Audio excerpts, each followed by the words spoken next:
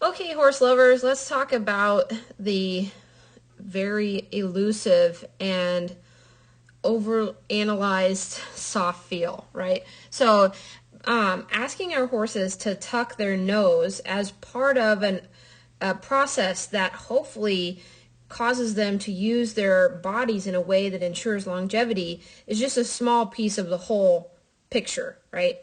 And there's lots and lots of philosophies on the art of vertical flexion, and I don't proclaim to have any in-depth knowledge of this particular behavior.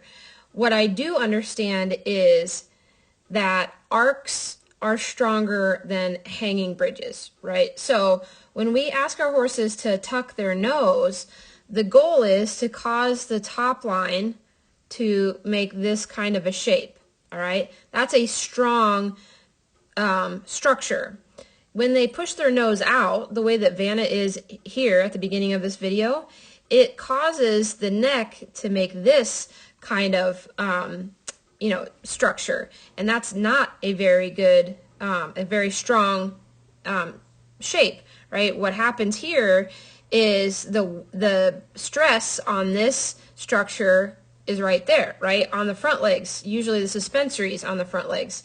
Whereas when the shape of their top line is this, the stress of carrying me, right, which there is some, right? I'm not a tiny thing. She's big though. She can handle me, but I still want to help her carry me in a way that's, healthy for her. The stress of that ends up being here, right? So she gets to use these big strong muscles here to carry me versus these very, fragile structures on her front legs, okay? So a piece of that puzzle, it's not the whole puzzle, a tiny piece, it's an important piece, but a piece of the puzzle nonetheless is to get them to tuck their nose.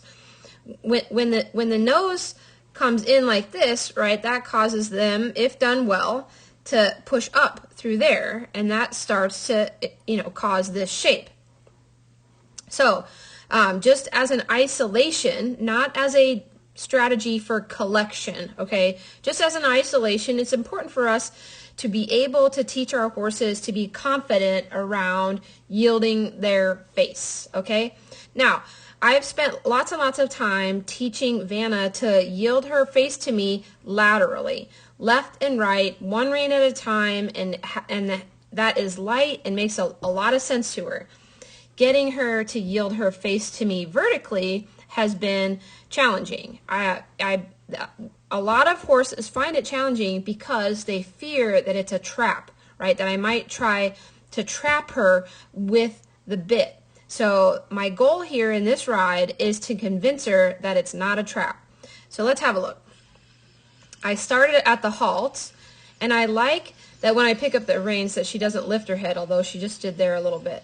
So my goal is that she tucks her nose there. And I want to hold it for a little bit because this isn't the first time we've done it. Oh, okay, this is a little more advanced. I asked her to tuck the nose, and then can we go from the halt into a walk without her pushing on the bit, without her losing that flexion. And then into a stop and back up. Now, see there she's lifted her neck and pushed her nose out a little bit, so I want to hold until she yields and then release and let her relax a little bit. You can see by the way she's working her mouth that she's still concerned about that. So I don't want to hold it for so long that I cause her to feel defensive. But at the same time, I need to ask her to try enough that it actually makes some progress. Now, it's not helpful that there's a fly chasing her right now. Right? We've had some terrible horse flies this summer. They're huge and aggressive and persistent. So again, I carefully take up the reins. There, I got it. I carefully take up the reins and ask her to tuck her nose. I keep my fingers relaxed and soft, and if I need to be strong to hold my boundary, I try to do it with my elbows and not my hands.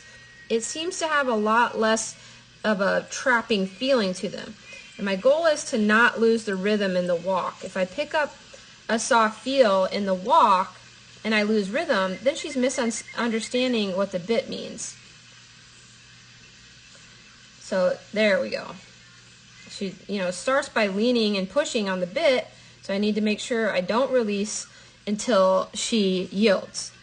But I also need to release often enough that she can reset her nervous system and not feel like, I'm holding her for so long that it causes her to panic and get defensive. There we go. Not too bad, not too bad. Pretty good. Yeah. I haven't watched this video, so I'm actually really pleased with the progress she's making with the confidence in her mouth. She really works her mouth a lot.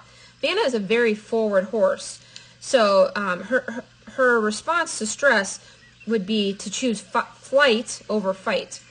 And this causes her to really be concerned about anything that might be a trap. So I have to just keep picking it up, holding it for a little while, and then letting her out of that bind before she gets worried, or more worried than she already is, right? And the process for her right now is just going to be to rinse and repeat that a lot of times. A lot of times. I can't even give you a number. It's going to be so many times. Eventually, my goal would be that I could let her off the hook just by pushing one rein forward, right? In dressage, I believe that's called Überstreichen. And in dressage, that's a test for self-carriage. But it can also be a way to let my horse know that it's not a trap. So if I push one hand forward, it lets her off the hook for just a moment to remind her, hey, this isn't a trap. You can tuck your nose and still move forward. You can see the rhythm is still changing too, and that has to do with my riding as well. So I need to make sure I stay committed to this rhythm in the walk as I pick up the reins and when I let them go. The walk should not change. Pick them up nice and carefully. That a girl. She tucks her nose, goes for her fly. I hold it for as long as I think she can handle it. There, I tried to encourage her to keep the walk forward. Good. And then let her off the hook before I feel like it becomes a problem. There. Okay, so I hope you find that helpful, horse lovers. This is my beginning stages of teaching Vanna the soft feel, and that it's not a trap.